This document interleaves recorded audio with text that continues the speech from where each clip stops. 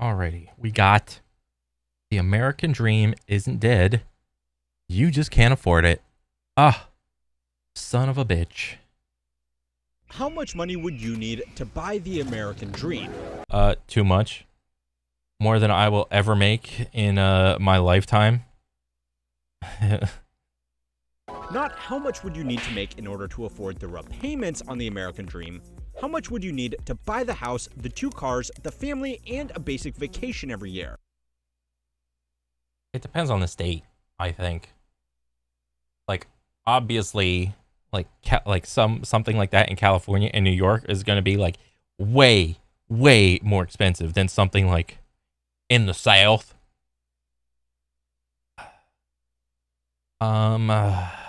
I don't know. So like a yearly salary to like afford all of that shit. I don't know. Like, I'm just gonna guess something like maybe 80 or 90K, maybe like 100K, something like that. I don't know. I know it's not going to blow your mind to find out that these supposedly vital ingredients to a good life have gotten kind of expensive, but it has reached a tipping point. The American dream is not dead, so much as it's an extreme luxury in many parts of the country that can now cost as much as $10 million to afford. Oh, you're just asking for like a lump sum. I wouldn't have said that. I like, even if you said like, what's the lifetime amount of money you would think you would need to get all that, I probably would have said like 3 or 4K, maybe 5K. I never thought it would have been like 10K. That just means I got the fucking brokey ass mindset. God damn it. That's more than most of us will ever earn in our lifetimes before taxes, interest payments, and basic essentials like food.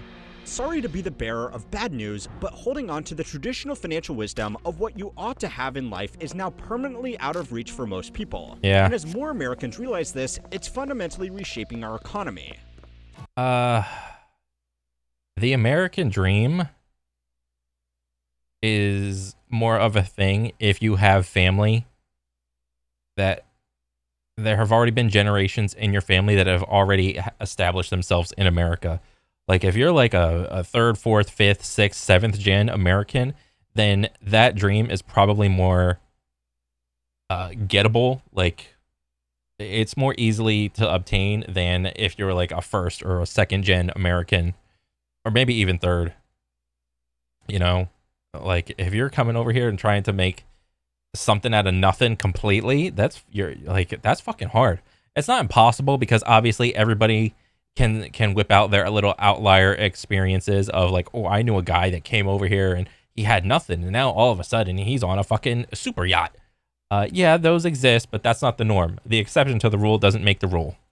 Whether or not to have children, it's a topic these young minds discuss and contemplate. Aaron, his wife Celia, and their 2 children have lived in this parking lot outside of Seattle for the past 9 months. Workers carry $6,000 of credit card debt, while the average American has almost $8,000 worth. This household configuration of dual income partners living alone without children is on the rise. So, yeah, there are 3 points to this video that are each obvious by themselves, but get really interesting or worrying when you think about them all together. The first point is that the typical American dream has gone from an affordable lifestyle that even someone with a basic job could afford to live to an extreme luxury that even professional dual-income households are struggling to keep up with. Dang. The middle-class lifestyle has become a luxury. I would imagine so, because I'm just over here like, I'm like working poor, essentially. The second point is that alternative lifestyles that used to be considered extremely luxurious have become way more affordable than a cookie-cutter suburban home with a 30-year mortgage. And the third point is what happens when people are making the logical choice and picking the better life for themselves. Yeah. Now, I am calling it the American dream because it looks better in the title of a YouTube video. Yeah. But let's be honest, the story is the same around the world, and some places have it even worse than us. According to data from the US Fed and the US Census Bureau compiled in the Case-Shiller Index, the average cost of a home in the US is now more than 7.6 times median combined household incomes. 7.6 times median combined household income. Holy shit. So like if you got 2 people working a regular ass job, let's say like 50K or 40 and 40 or whatever. That's somewhere between 80 and 100K. It's either somewhere between, let's say 80 times 7. No, that's wrong. No. 80K times 7.6. That is completely... What? I just fucked that up again. That's 80. 1, 2, 3. Math is hard. Times 7.6. 600,000. So that's a house. That's just a house. Okay. What is this? This is like a 2-story, what is this? Like a 4-bed, 2-bath type of deal with a garage? Or is this like a 3-bed, 3-bed, 4-bed, 3-bath, or I don't fucking know. I'm just like word vomiting right now.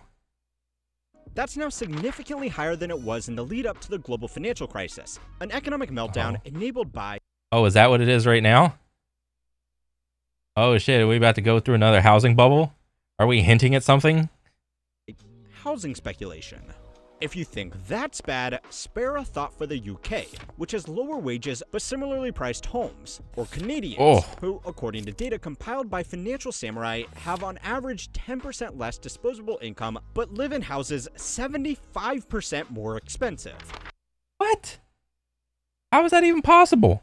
New mortgage rates are also at the highest point they have been since the year 2000, when home prices were only 4 times household income.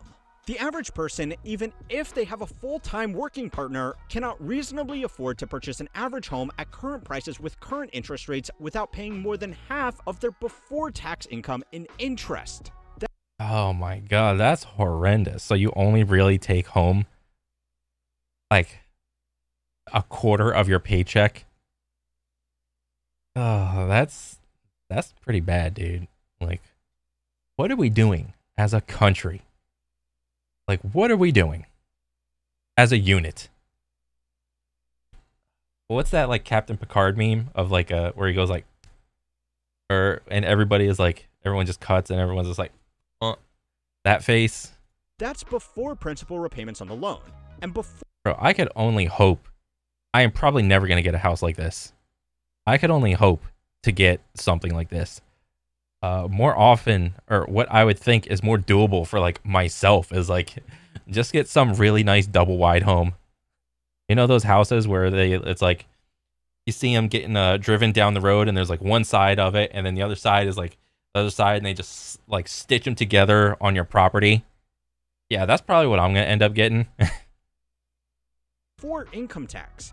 In reality, the average bank wouldn't even write this mortgage because it would be financially irresponsible. Now, housing is expensive. You don't need me to tell you that. But every other part of the American dream has somehow become even more expensive. The cost of a car, a basic college degree, insurance, and medical care have all outpaced inflation, which is also at decade highs. Damn. The only way to keep up with these prices is to be benefiting from them. Every chart related to your personal finances is up and to the left. But investment asset classes are up even more. So 54% overwhelmed by personal finance. That's probably a very conservative number. Stressful relationship with money. That is 100%. That is a fake number. That number should be way higher. What else? 66% considering financial resolution. What the fuck does that mean? Like New Year's resolution study? Hopefully this next year, like at the end of like, was it like December 31st? People are like, oh, this year I hopefully will make more money or make better decisions or some bullshit like that. That's probably real. This number is way higher. This should be damn near. I honestly really think that this is a fucking fake number. Most relationships are just stressed into separation because of money. That's a fake number. I don't believe that one. And this honestly seems like a bit low too. The average house is now earning more than the average American in capital gains that are taxed more favorably, and the stock market continues to break new records. Adjusted for inflation, household incomes have increased by 20% since 2005, but the NASDAQ is up by 340%. So where's the connection? Where is the correlation to causation? Where is the causation to the correlation? What is happening when one line goes like that and another line go like that? What the fuck is happening? People who have had time to amass assets or children who are lucky enough to open an account with the First National Bank of mommy and daddy are the only people left who can afford the trappings of the middle class. Yeah. And it kind of makes sense. Because, again, like I said earlier, if you're like a first, second, or third gen person, it's going to be really hard compared to someone that's like, I don't know, 4, 5, 6 gen American, where you've had like a bunch of family establish, you know, trust funds and property and like lifestyles and shit way beforehand. Like me personally, I'm not like, my dad wasn't like an immigrant, and my mom, I think she was like a second gen American. So I'm like a third on my mom's side and like a second on my dad's side. Like neither of my parents, I don't have no fucking trust fund. That's a fucking fever dream. But this isn't yet another video telling you how financially f***ed you are. I actually have good news, which is that more young Americans than ever are opting out of the American dream, as the price to buy a rundown family home can buy them a much better lifestyle by just rejecting traditions. So it's time to learn how money works to find out why it might be time to let go of the American dream. Yeah. This week's video was sponsored by our newsletter, Compounded Daily. This week, we are going to be releasing a piece on the people that have been working multiple full-time jobs remotely and the tricks they use to get by doing as many as 4 full jobs at once. Oh, damn. We write a lot of stuff that's informative, but wouldn't do well with the YouTube algorithm. Signing up to Compounded Daily is free, and if it's not bringing you value, you can always unsubscribe.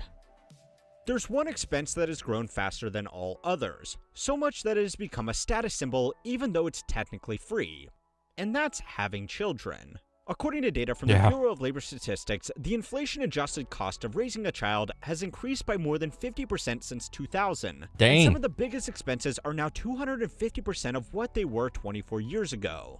It's more expensive to raise a kid now than 20 years ago. Holy shit. This data was collected for husband and wife families, so it averages out the cost of one partner needing to take time off work to look after children. You'll quickly realize, or at least I do upon watching this video, that a lot of people's just life decisions, their personalities, and so on and so forth, are literally based on how much money they make and how much money they can afford to like squander away or waste or whatever. It's, you know, it's not really a squander or whatever, but like you're just more free. The more money you have, the more free you are. The reason this is happening is because less people are having children. Young working professionals earn too much to be eligible for most child subsidies, but too little to really afford to raise children. The only people that can afford to have children are very wealthy people who don't care about spending thousands of dollars a year on the best preschools and paraphernalia for their child. And pay attention to what he just said. The people that can afford to raise kids. There are plenty of poor people making dumbass decisions and people having kids that should not be having kids. All right? You know, when like, oh, Cornel, do you think poor people shouldn't have kids? Well, it's like, I mean, I can't really control that. But like, if you're asking me if you're asking me like what is a better trajectory starting point for a child, someone that has money or someone that doesn't have money, well shit, I'm probably gonna I'm trying to spawn in, if I'm like a conscious sperm, I'm trying to spawn into the life where I start with like parents that have money than parents that don't have money. That's what I'm trying to do. This means that only expensive, high-end services catering to the children of affluent families can count on a reliable stream of business, so the expensive options are the only ones that last in the market. There is also a large group of people with lower incomes that still have a lot of children, but according to the US Census Bureau, that's partially why America has higher rates of child poverty than elder poverty. A study by the Tax Foundation found that married couples with children were the fastest shrinking group in middle-income percentiles because people couldn't afford to raise children. Okay, so first, okay, oh, what is this? How much you're making? Or what is this? In 1960, the majority of statistical middle class were married couples and families with children. So you got this red box is married couples with kids. So this is like, okay, so the blue box is single / head of household. Oh, so red box is married and yellow box is married with kids. Okay. So married. Okay, so you're single. That's kind of obvious. Quartile 2, it's kind of even, but you know, married with kids is still low. And it's like the married with kids is going up, but married is also going up. Single head of household goes down. It's like seemingly percentile of fillers in each quartile. It's like the more money you make, the more likely you are to get married and have kids. Okay, that's understandable. The Tax Foundation is a think tank that lobbies for lower taxes and lower government spending, so they might have an agenda with this report. But the numbers don't lie. People want to have children, they just can't afford to. Yeah. Because even though it was something that people just assumed they were going to do in previous generations, it became one of the most expensive luxuries in our modern world. But just as everything you need to live a normal life is becoming prohibitively expensive for normal people, previously luxurious alternatives are becoming much cheaper. Remote work has allowed a lot of young people to get a job or sometimes multiple jobs at the same time and then do them from anywhere in the world. Traveling the world full-time or living in a cheap but exotic destination was the reserve of the jet-set class just a few years ago. But now almost anybody can do it while saving more money than they can get in a major city. These so-called digital nomads have gone from a small niche group to a major component of the workforce in less than a decade. A survey conducted by the workforce intelligence firm MBO Partners and published by the Harvard Business Review found that 17.3 million American workers now describe themselves as digital nomads. Really? Huh. I wonder what bullet points those had to include for you to like check yourself as a digital nomad. Like, is your main job comprised of like having to do shit online? Like, do you spend most of your free time online or whatever? I mean, shit. If that's the case, I'm like half nomad, half normie, because I have like a regular ass job. But then the moment I'm done with that job, I just go into fucking neat mode, and I'm just like sitting at my computer for the time I get home from the gym until I just go to sleep. I'm just like glued. Representing a 150% increase since 2019 alone. In this survey, digital nomads could include anybody from the tech worker sailing around the world, submitting their code once a day via Starlink, to a traveling nurse living out of a van, to someone who simply moved to a more affordable city temporarily to work remotely. In their research, the team for HBR found that the #1 reason that people were pursuing this unrooted lifestyle was because they couldn't afford a more typical way of life. And if they were going to be uncomfortable both physically and financially, they would rather be uncomfortable while seeing the world. The sacrifices that you need to make to hit the road are much smaller than they used to be too. Remote jobs are still hard to land, but they are not nearly as hard to find as they used to be. Where are all the remote jobs at? Let me get some of those. Remote jobs remain in high demand across US. Work from home job market dwindles as on-site listings remain tight. What do you do for like a lot of these remote jobs though? I mean, you're just like punching code and shit? Well, what the heck does that mean? If you're like trying to just generate code, like fucking just get some chat GPT shit going on.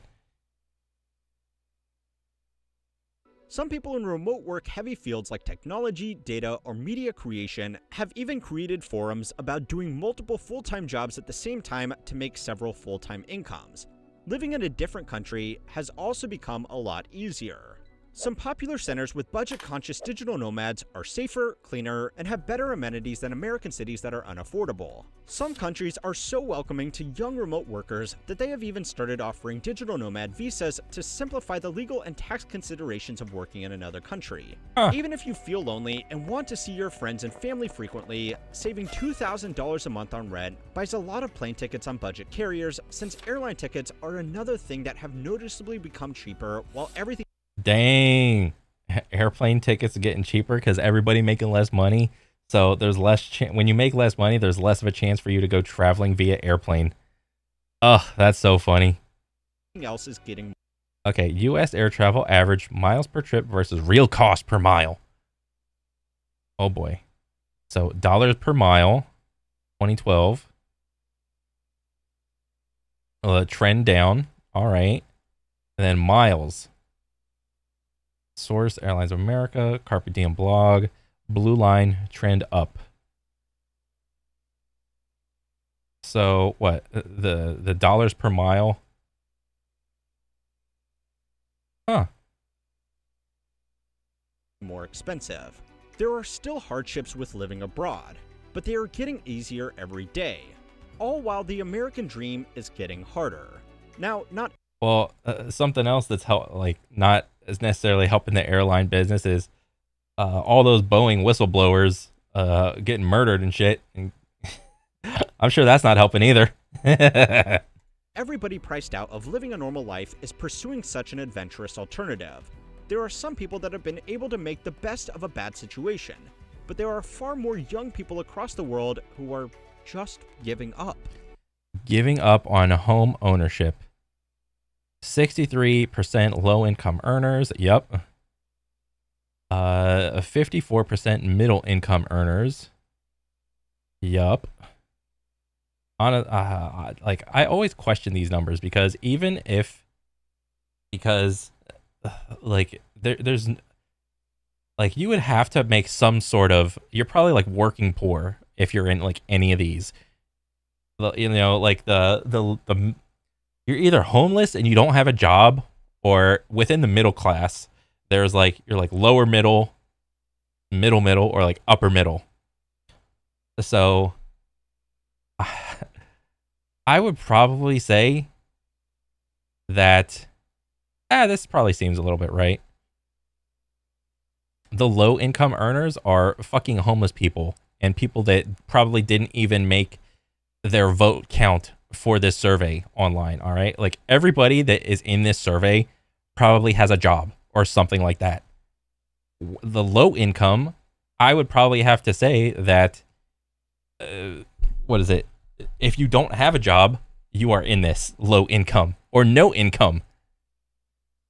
In a time when the average American can't afford an unexpected $1,000 expense, luxury good companies selling $5,000 handbags or $10,000 watches are making revenue in millions of euros. Total revenue of the LVMH group, I have no idea what the hell that is, worldwide from 2008 to 2023.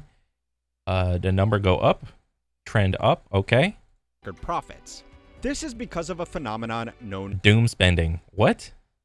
As doom spending. If you have worked hard in school, landed a good job, worked for 10 years, and are no closer to owning a home of your own, it's reasonable to want to see some kind of reward for all of your hard work. If you can't afford a sensible purchase to treat yourself, you could at least buy something that makes it look like you have some kind of financial stability in your life. It's not logical, but these well, this is like absolutely ridiculous. But I get what you're saying. Well, it's like, would you consider like doom spending like a new car, or like, I don't know, like there's probably like some, like it's probably like a gradient of like what is doom spending, like something that's needless versus something like you kind of need, but you just went for like the luxury option. Like maybe a mid-level laptop versus like a high-end laptop, a mid-level fucking TV versus like a high-end TV. The same thing with like a PC setup, or I don't know, like maybe you could have went with like a beginner level golf set with clubs, but no, you had to spend like $3,000-4,000 on like the high end set of golf clubs. Like, yeah, I get that, and I'm pretty sure that's what you're talking about. This is like absolutely egregious to me. What, you're a shoey? I forgot what these people are called, like shoeys or sneakos or sneakers, sneakerheads, people that collect shoes and shit. Companies don't make billions of dollars selling $2,000 shoes by appealing to logic. Doom Yeah. spending is all a part of a bigger trend of people just giving up. In countries Yeah, I don't have that luxury to think about, like, I don't know, doom spending. That's literally not a luxury that I have. like China, where competition for housing and other essentials is even worse than here in America, there is a lying down movement. Young people are not going to work or school and are lying flat all day playing video games and relaxing. The neat movement. Being neat. The lying flat movement standing in the way of China's innovation drive. Oh, dang. It's like, you guys over there, you guys are like all being innovators and like working hard and being go-getters. We're just going to chill over here and just not do anything. You can't forcefully make my hand hit the hammer onto the nail. You can't force me to do that. Oh, man. The trend was such a threat to the country that the government banned the term on all social media. Oh, damn, that's hilarious. The lying flat movement. China moves to shut down online criticism of its economy. Holy shit. This is news to me. So it ain't all fucking rainbows and sunshine in America or in China, it seems. Hot diggity. And that might be the most important part of the dying American dream. What happens when everybody gives up on it? The American dream only works if most people believe in it to keep the system going. Yeah, I don't fucking believe in it. That's just a fucking... That's a joke. That's a joke to me. Maybe the boomers had it coming as they voted for policies that benefited them above their children, and now their children don't want to keep their system going. But I am sorry to tell you that most boomers are going to be dead before this really becomes a problem. Yeah. It's hard for Americans to stop paying tax if they go and work in a different country, because we are one of the only countries in the world that still taxes its citizens even if they live abroad. But for other countries, losing workers who are moving elsewhere for a better life has already become a major drain on the systems that are funding their aging populations. Even if young Americans are trapped by Uncle Sam, they may not pay him as much. To be comfortable in a city like San Francisco, where the median house price is almost $1.3 million a quarter. Bro, that's crazy to me. I don't even know if I've made this much in my entire life, dude. Probably not. I don't fucking know, but and it's down. It's 1.6% down from like last year. Oh my god. According to Zillow, experts estimate that you need an income of around $300,000 to live a comfortable middle-class lifestyle. Jesus. Called that. Bro, $300,000 over here in like Florida, you're high class. You're high class for $300K. Sustainably fund that level of income in retirement, you would need invested assets of around $8 million outside your primary residence. Jesus. The federal tax and FICA on that income for a single filer is $87,000 combined. But people live in San Francisco because they can earn that much in the area. But more people in these high-end jobs are willing to take a pay cut to work remotely in cheaper American cities, or a cheaper country. Google cut some of its workers' pay by 25%. And some of its workers were happy to accept it because they could work from somewhere that was 4 times cheaper. The federal tax in FICA on a salary of $225,000 is only $59,000. All right. Which means after state taxes, this remote worker would only be really taking home $35,000 less every year. Yeah. But the tax system misses out on about the same amount. But when even these workers at the very top end of the labor market can't earn enough with their work to catch up to other people, you can't really blame them for giving up on the American dream. Yep, fuck that. All of this might just be part of a natural cycle that has been happening for hundreds of years. Go and watch my latest video on the depressing history of retirement to keep on learning how money works. Dang, I might watch that one. that might pertain to me like in 15 years. Oh my god. Okay. Yeah. Bro, I always learn like so much from how money works. This is like a really good YouTube channel. I love watching this shit. But yeah, I mean, as far as like the American dream is like concerned for me, I mean, I'm chilling. I don't really go anywhere. I don't travel. I have like literally just forced myself to be happy with what I have. I don't, I try to not actively doom spend, if that's what we're calling it. I tried to not make what do you call it, frivolous purchases. I don't know. I've literally just like forced myself to enjoy the things that I enjoy. So yeah. I mean, it's not all bad. Just get comfortable. But I mean, other than that, I really like this video. This was pretty cool. But yeah, keep it up, man. You're killing it. But yeah, that's pretty much it for me. I'll catch you guys on the next one. All right, later.